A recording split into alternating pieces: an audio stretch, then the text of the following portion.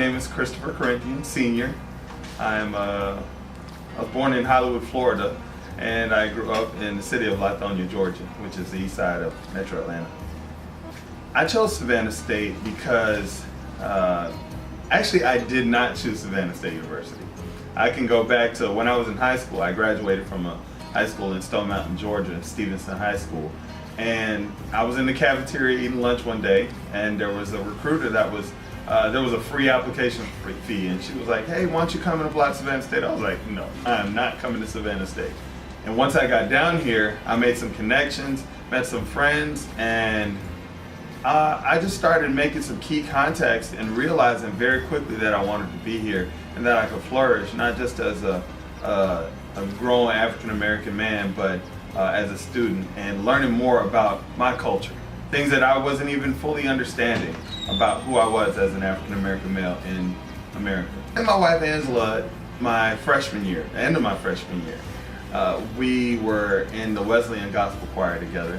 And we went on a couple dates, and then we were dated since 2001, and then after that I proposed on stage at graduation. We both graduated together. All her family was here, all my family was here. So the graduation dinner that we were going to have together ended up being an engagement dinner. And yeah, so we've been married now for 13 years. Saying goes, first comes love, then comes marriage, then comes the baby and the baby carriage.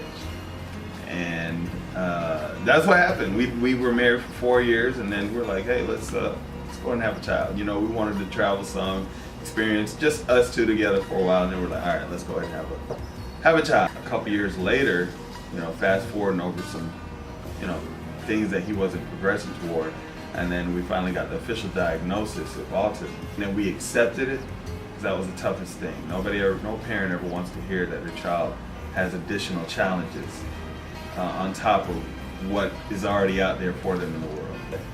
It's been a long journey, but he's making so many strides now to be more self-sufficient than he originally was when he got his diagnosis.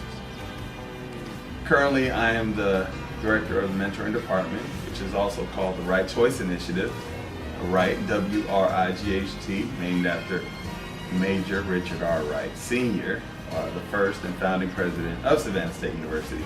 Work alongside with Dr. Carolyn Jordan, and she's a great mentor, friend, co-worker, everything, as well as one of the greatest student assistants that the university could ever have in Lakeland, Hackworth. So many different accomplishments here at Savannah State that I really hold dear to my heart, but the biggest is when I can see students start from a certain point and they come back later and they're totally transformed into a better self.